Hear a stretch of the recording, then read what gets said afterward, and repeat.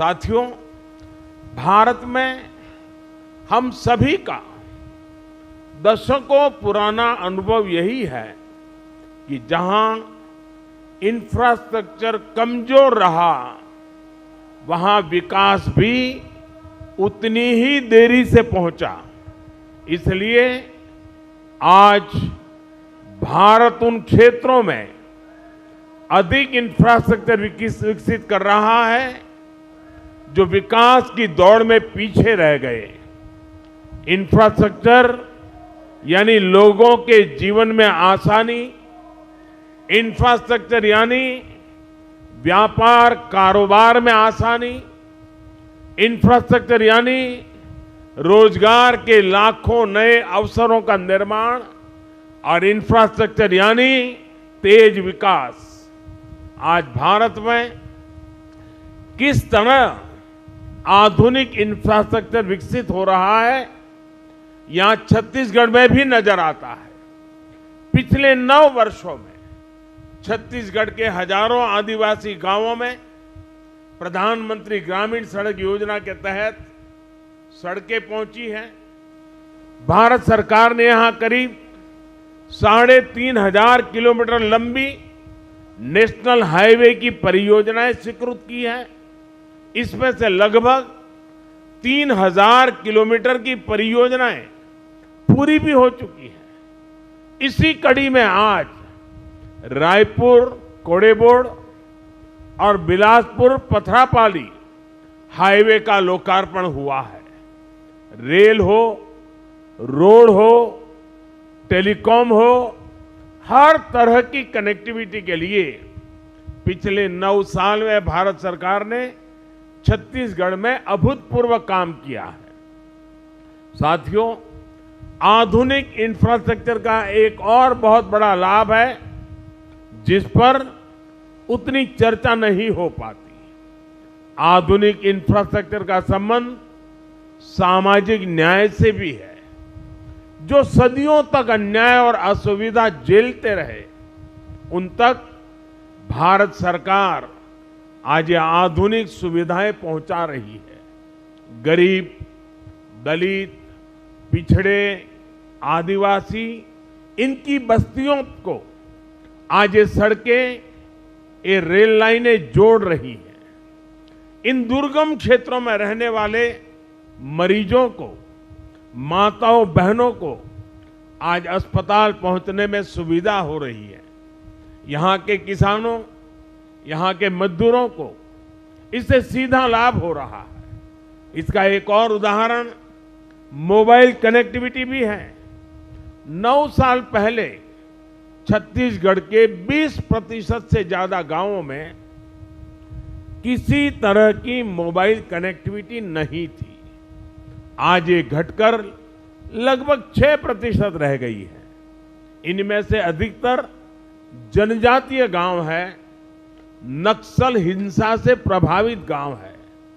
इन गांवों को भी अच्छी 4G कनेक्टिविटी मिले, इसके लिए भारत सरकार 700 से अधिक मोबाइल टावर लगवा रही है। इनमें से करीब 300 टावर काम करना शुरू कर चुके हैं।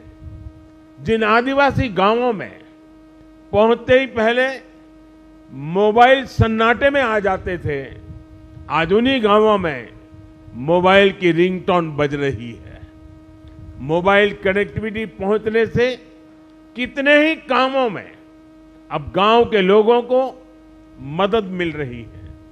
और यही तो सामाजिक न्याय है, और यही तो सबका साथ सबका विकास है। साथियों, आज छत्तीसगढ़ 2 इकोनॉमिक कॉरिडोर से जुड़ रहा है। रायपुर धनबाद इकोनॉमिक कॉरिडोर और रायपुर विशाखापट्टनम इकोनॉमिक कॉरिडोर इस पूरे क्षेत्र का भाग्य बदलने वाले हैं।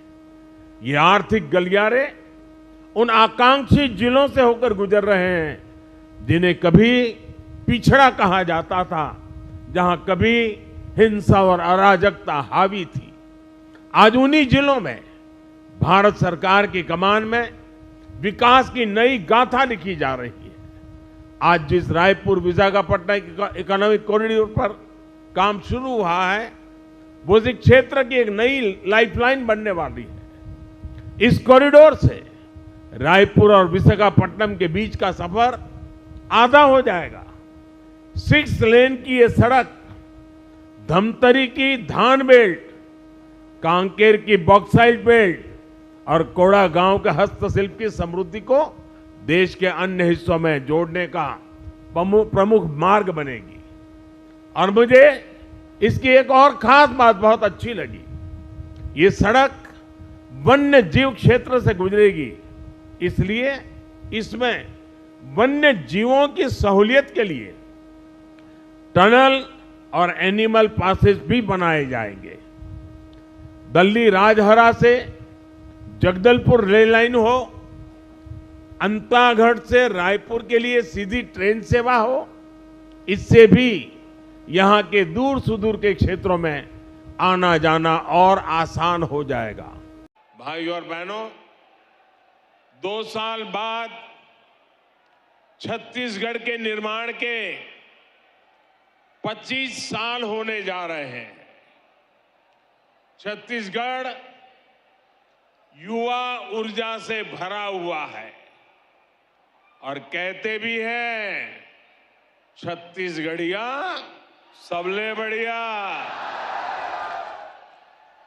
साथियों, अगले 25 साल छत्तीसगढ़ के विकास के लिए बहुत ही अहम है, लेकिन छत्तीसगढ़ के विकास के सामने एक बहुत बड़ा पंजा दीवार बन के खड़ा हो गया है। ये कांग्रेस का पंजा है। ये पंजा आपसे आपका हक छीन रहा है। कांग्रेस पंजे ने ठान लिया है कि वो छत्तीसगढ़ को लूट लूट करके बर्बाद कर देगा।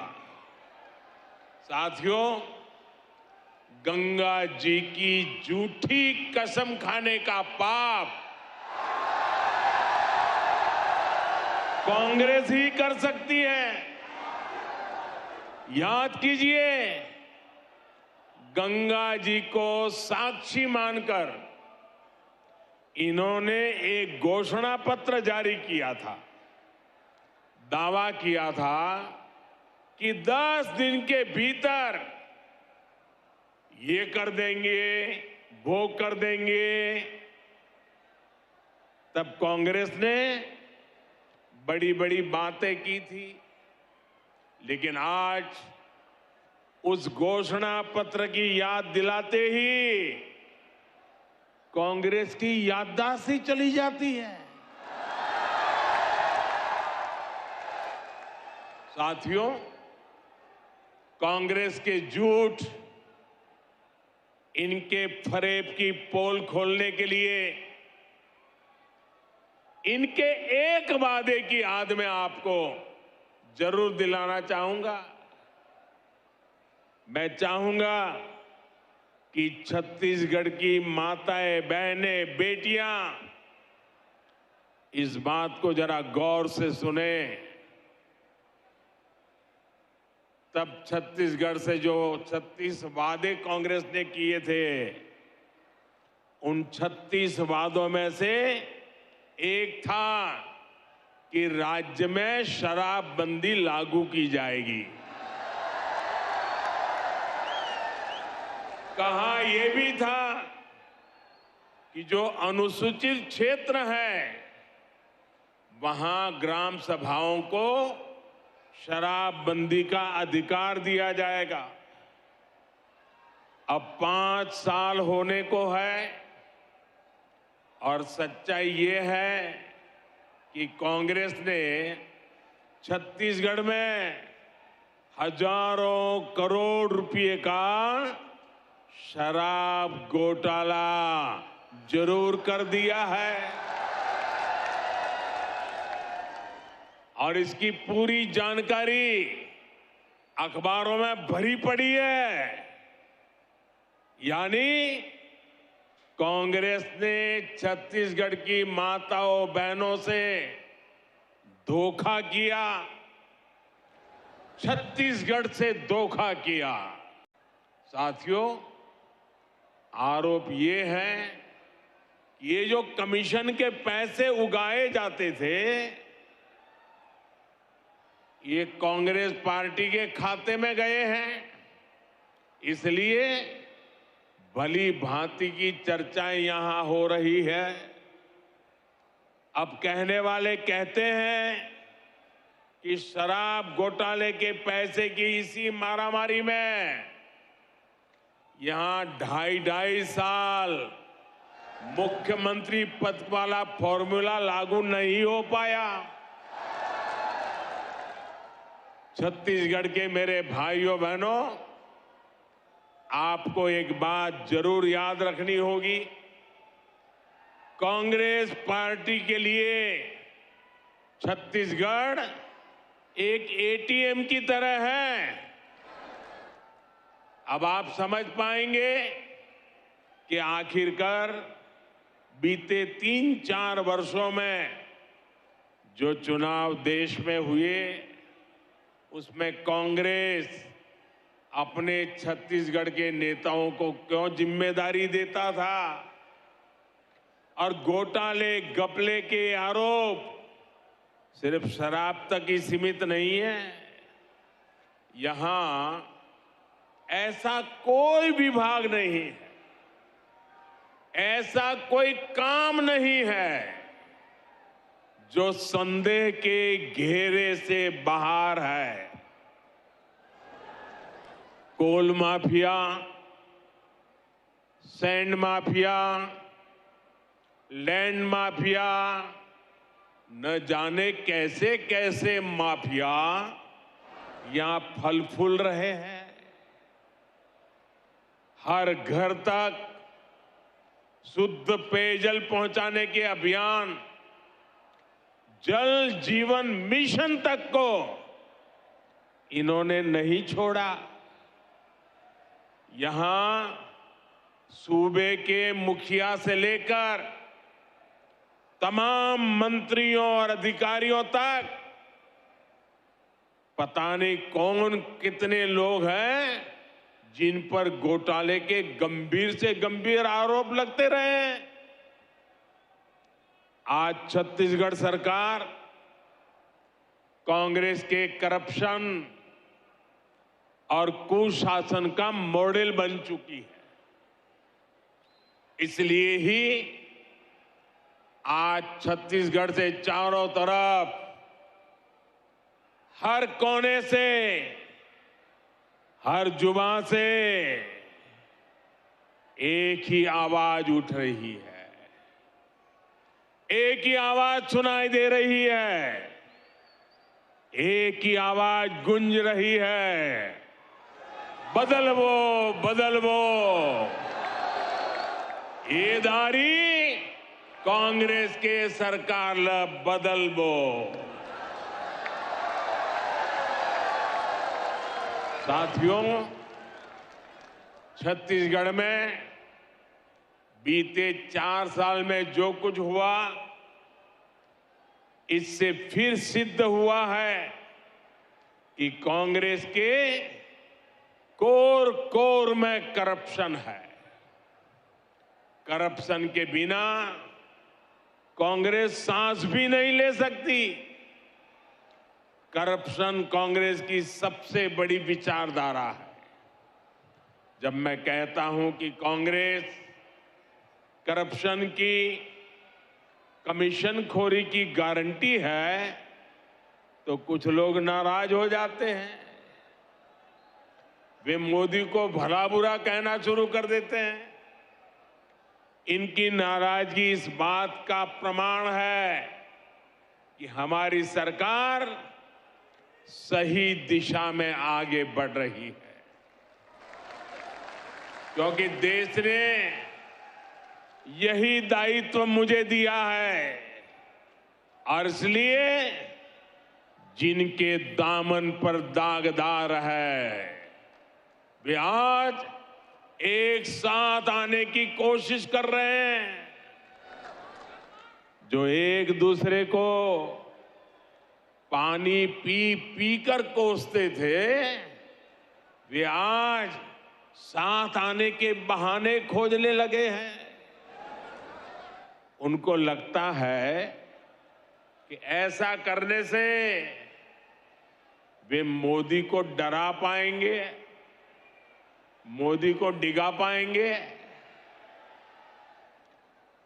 देश के हर भ्रष्टाचारी को एक बात कान खोलकर सुन लेनी चाहिए।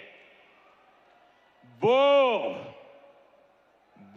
अगर भ्रष्टाचार की गारंटी है तो मोदी भ्रष्टाचार पर कार्रवाई की गारंटी है।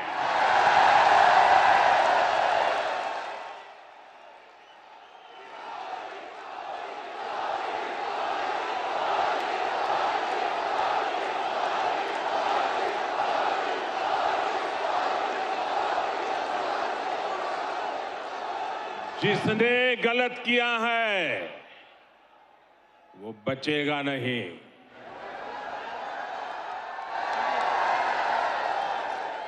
और ये कहने की हिम्मत मैं इसलिए रख रहा हूं क्योंकि मेरे पास जो कुछ भी है वो आपका दिया हुआ है,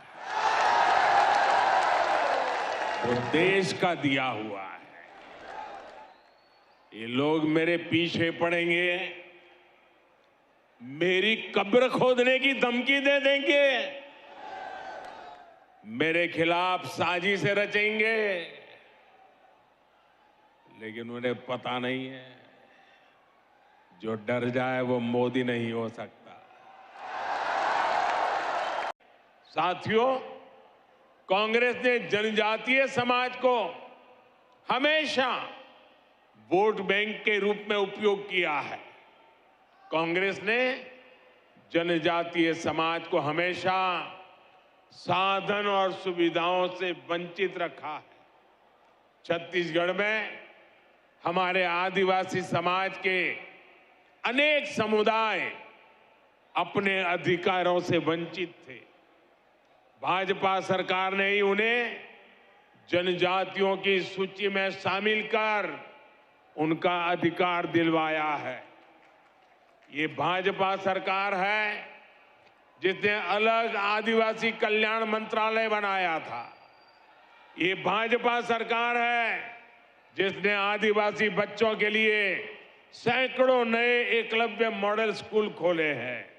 ये भाजपा सरकार है जिसने आदिवासी किसानों के लिए हजारों वंदन केंद्र खोले हैं। साथियों, ऐसे जिले जहां जाना मुश्किल है उन्हें दुर्गम बताकर, पिछड़ा बताकर कांग्रेस हाथ पर हाथ धरकर बैठ जाती है। यहां छत्तीसगढ़ में भी ऐसे कितने ही जिले हैं। भाजपा सरकार ने ऐसे जिलों के विकास को अपनी प्राथमिकता में रखा है। हमने इन्हें आकांक्षी जिला, एस्पिरेशनल डिस्ट्रिक्ट घोषित किया है। आज इन जिलों में विकास की एक नई गाथा लिखी जा रही है। बीजापुर हो, सुकमा हो, दंतेवाड़ा हो, सभी आकांक्षी जिले विकास के पैरामीटर्स में अच्छा काम कर सके, इसके लिए भारत सरकार भरपूर मदद कर रही है। भाइयों और बहनों, अभी कुछ दिन पहले ही सिकल सेल एनीमिया को लेकर एक बहुत बड़े अभियान की शुरुआत की गई है। इसके तहत देश को सिकल सेल बीमारी से मुक्त करने का लक्ष्य रखा गया है। ये बीमारी सबसे अधिक हमारे जनजातीय समुदाय को प्रभावित करती रही है, लेकिन कांग्रेस को कभी आदिवासी समाज की समस्या की याद नहीं आई। अब जाकर इसमें आदिवासी समाज को मुक्त करने के लिए राष्ट्रीय मिशन की शुरुआत हुई है। अब सिकल सेल एनीमिया के मरीजों के लिए ब्लड बैंक खोले जा रहे हैं। बोन मैरो ट्रांसप्लांट की सुविधा बढ़ाई जा रही है। हम देश भर में इसकी स्क्रीनिंग की सुविधा बढ़ा रहे हैं ताकि पीढ़ी दर पीढ़ी इसे फैलने से रोका जा सके।